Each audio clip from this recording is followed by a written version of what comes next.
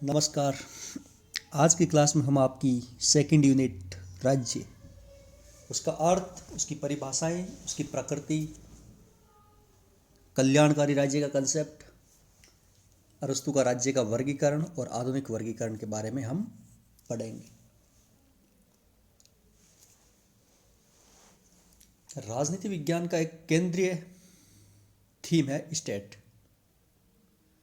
राज्य, जिसमें हम सब लोग निवास करते हैं और हमारी आस्था का केंद्र होता है। राज्य एक निश्चित भूभाग में पाया जाता है। इसकी चार मुख्य विशेषताएं वो हम आगे देखेंगे कि राज्य कहते किसे हैं, राज्य किन से मिलकर बनता है। सबसे पहले हम जानते हैं कि राज्य का अर्थ क्या होता है और उसकी परिभाषाएं क्या है। मनुष्य अपने सामाजिक जीवन के प्रारंभ से ही किसी न किसी प्राधिकरण या सत्ता के अधीन या किसी न किसी क्षेत्र के अंदर रहता है।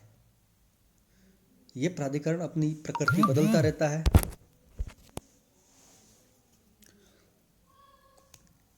अर्थात प्रकृति बदलता रहता है कि भिन्न भिन्न रूप में यह काम करता है।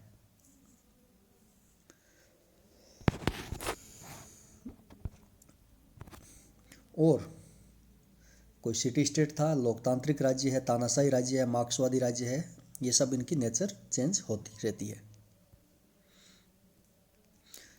राज्य क्या है, अगर हम देखें कि एक निश्चित परिभाषा इसका देना कठिन काम है। हम इसका देख सकते हैं कि राज्य का अर्थ क्या होता है, उसका मुख्य मुख्य कौन कौन सी चीज़ें शामिल होती है। उसमें हम देख सकते हैं कि राज्य एक व्यक्तियों का संगठन है, अर्थात एक संगठित इकाई है जिसमें मानव जाति निवास करती है और एक निश्चित क्षेत्र का राजनीतिक रूप से संगठित लोग उसमें रहते हैं। और राज्य एक सार्वजनिक कानून का संगठन है जो कि किसी समूह या पॉपुलेशन के विरुद्ध हिंसा प्रयोग पर एकाधिकार का पक्षपाती होता है। और राज्य एक संगठन है जो आंतरिक मामलों में अपना कार्य संस्थाओं के एक एकीकृत समूह, जिसे सरकार कहते हैं, के माध्यम से वह करता है।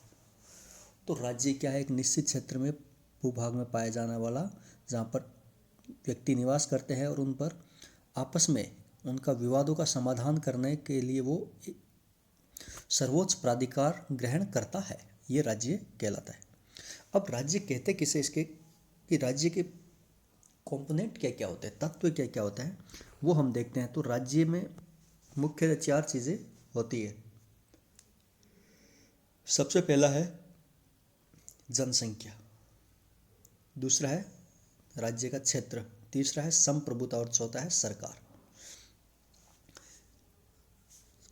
अगर राज्य अपनी सत्ता का प्रयोग करता है तो सत्ता का प्रयोग कहाँ पर करता है, इसके लिए एक निश्चित भूभाग होना चाहिए। तो भूभाग होना चाहिए, खाली भूभाग पर राज्य शासन करेगा नहीं, उसमें कुछ निवास करने वाले लोग भी होने चाहिए, तो जनसंख्या होनी चाहिए। तीसरा है कि संप्रभुता, जो राज्य का आवश्यक तत्व है कि वो अपने भूभाग में सर्वोच्च हो, उसके आदेशों की पालना हर कोई करे और वो किसी के आदेश नहीं माने। और दूसरे राज्यों के साथ जब संबंध बनाता है वो, तो उसमें उसकी किसी के दबाव में नहीं बनाकर अपनी विवेक की शक्ति का यूज लेके वो बनाता है अपने इंटरनेशनल रिलेशन। सोता है कि सरकार, संप्रभुता का प्रयोग वो किसके माध्यम से करता है, वो करता है सरकार के माध्यम से। ये सरकार का रूप अलग अलग होता है, जनतांत्रिक भी होता है, राजाशाही भी होता है, तानाशाही भी होता है।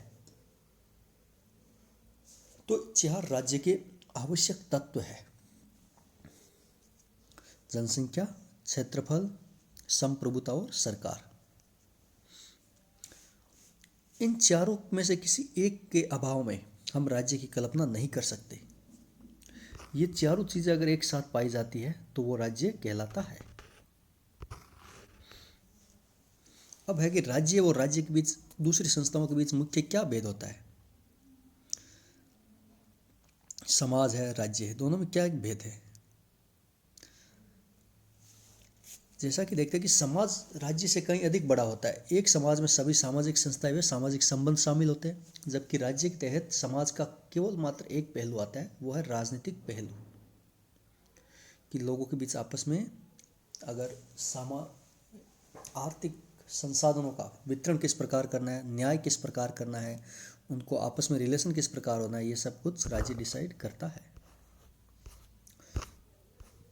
नेक्स्ट जो आपका सिलेबस में है वह राज्य की प्रकृति, कि राज्य की प्रकृति क्या होती है। राज्य की प्रकृति अर्थात कि राज्य किस किस प्रकार के कार्य करता है, सरकार का स्वरूप क्या है, और उसका लोगों के साथ आपस में रिलेशन कैसा है, उसके उद्देश्य क्या है, उसके काम क्या है, ये सब कुछ राज्य की प्रकृति के बारे में होता है।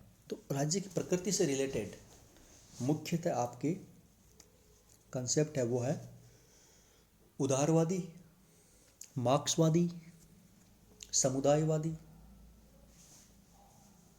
नारीवादी, गांधीवादी पर्सपेक्टिव। कई पर्सपेक्टिव है राज्य के प्रकृति को लेकर, परंतु हम सिलेबस में अगर हम देखें तो मुख्य रूप से हम 2 या 3, पहला तो उदारवादी डिस्कस करेंगे, मार्क्सवादी भी डिस्कस करेंगे हम, और समुदायवादी पर्सपेक्टिव भी हम डिस्कस करेंगे। तो राज्य की प्रकृति को लेकर उदारवादी सिद्धांत क्या कहता है, सबसे पहले हम ये देखते हैं कि राज्य को वो कैसा मानता है। उदारवादी को हम उदारवादी व्यक्तिवादी परिप्रेक्ष्य भी कहते हैं।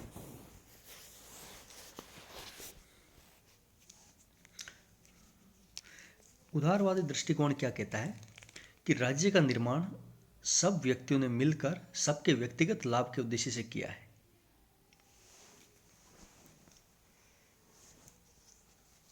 कि सब लोगों ने मिलकर सबके व्यक्तिगत लाभ के लिए किया है। तो राज्य एक व्यक्तियों के उद्देश्य को प्राप्त करने का साधन मात्र है, जबकि साध्य उद्देश्य क्या है, व्यक्ति, साध्य व्यक्ति है। तो ये दृष्टिकोण क्या कहता है कि राज्य एक आवश्यक बुराई है, नेसेसरी एविल। अब आवश्यक भी है और बुराई भी है, दो चीजें एक साथ देखने को हमें मिलती है। आवश्यक किस प्रकार है और बुराई किस प्रकार है, ये हम देखेंगे। कि आवश्यक तो ये है कि कानून, लॉ एंड ऑर्डर बनाए रखने के लिए, और बुराई है कि ये व्यक्तिगत स्वतंत्रता को कटौती करता है। अगर इसको सत्ता दी जाएगी तो ये व्यक्तिगत स्वतंत्रता में बाधक बनेगा। तो राज्य व्यक्ति की स्वतंत्रता में कटौती करता है, इसलिए वह आवश्यक बुराई है। परंतु यदि राज्य न हो तो लोग एक दूसरे को धोखा देंगे, सताने लगेंगे, जीवन और संपत्ति कोई सुरक्षा नहीं रह जाएगी। तो इस दृष्टि से राज्य सर्वथा आवश्यक भी है। तो हम राज्य को समाप्त तो नहीं कर सकते, परंतु इसमें जुड़ी हुई बुराई को बहुत कुछ कम जरूर कर सकते हैं। तो इसका उपाय यह है कि राज्य व्यक्ति की स्वतंत्रता में उतनी ही कटौती करेगा जितनी अन्य व्यक्तियों को उतनी ही स्वतंत्रता प्रदान करने के लिए जरूरी हो, इससे अधिक कटौती नहीं करेगा।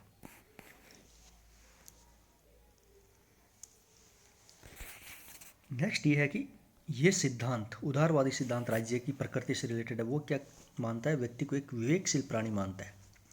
तो ये कहता है कि प्रत्येक व्यक्ति अपने हित को सर्वोत्तम निर्णायक होता है। विवेकशील प्राणी वो अपना हित जानता है, और भिन्न भिन्न व्यक्ति अपने अपने हित को ध्यान में रखकर स्वेच्छा से और परस्पर सहमति से जो भी कॉन्ट्रैक्ट, संविदा या अनुबंध करे, राज्य को उसमें हस्तक्षेप नहीं करना चाहिए। उसे सिर्फ उन्हें लागू करने में निष्पक्ष एम्पायर की भूमिका निभानी चाहिए।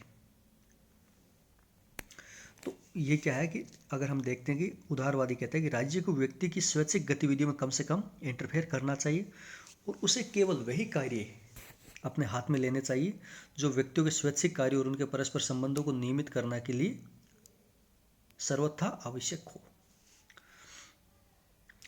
और यदि सब लोग आपके परस्पर व्यवहार में अपने करते समय अपने अपने हितों का ख्याल रखेंगे और ईमानदारी से अपने का वचन का पालन करेंगे, तो इससे कॉमन इंटरेस्ट की सिद्धि होगी, सामान्य हित की। इस दृष्टिकोण के मुख्य प्रवर्तकों में थे John Locke, Adam Smith, जर्मी Bentham, Herbert Spencer. ये मुख्य वक्ता थे इसके। अब हम उदारवादी स्वरूप तो हमने देख लिया कि राज्य के, हम ये भी देखना चाहिए कि उदारवाद क्या है। आपको ये भी नॉलेज में होना चाहिए कि उदारवाद क्या होता है। तो उदारवाद राजनीति का एक वह सिद्धांत है जिसमें मनुष्य को विवेकशील प्राणी मानते हुए सामाजिक संस्थाओं को मनुष्य के सामूहिक प्रयास का परिणाम समझा जाता है। मनुष्य विवेकशील प्राणी है और वो सामाजिक संस्थाओं को अपने सामूहिक हित को सिद्धि के लिए उनको बनाता है। और इसमें व्यक्तिगत स्वतंत्रता को सर्वोच्च स्थान दिया जाता है उदारवाद में, और व्यक्तियों के हित और सामान्य हित में कोई टकराव नहीं होता है, ऐसा उदारवाद कहता है। तो ये राज्य को उदारवादी स्वरूप के रूप में ये काम था कि राज्य का उदारवादी स्वरूप ये कहता है कि एक लेजर फेयर स्टेट होना चाहिए जिसको व्यक्तिगत मामलों में कम से कम इंटरफेयर करना चाहिए, और व्यक्ति एक विवेकशील प्राणी है इसलिए वो अपना हित पहचानता है। तो इस प्रकार ये उदारवादी स्वरूप है।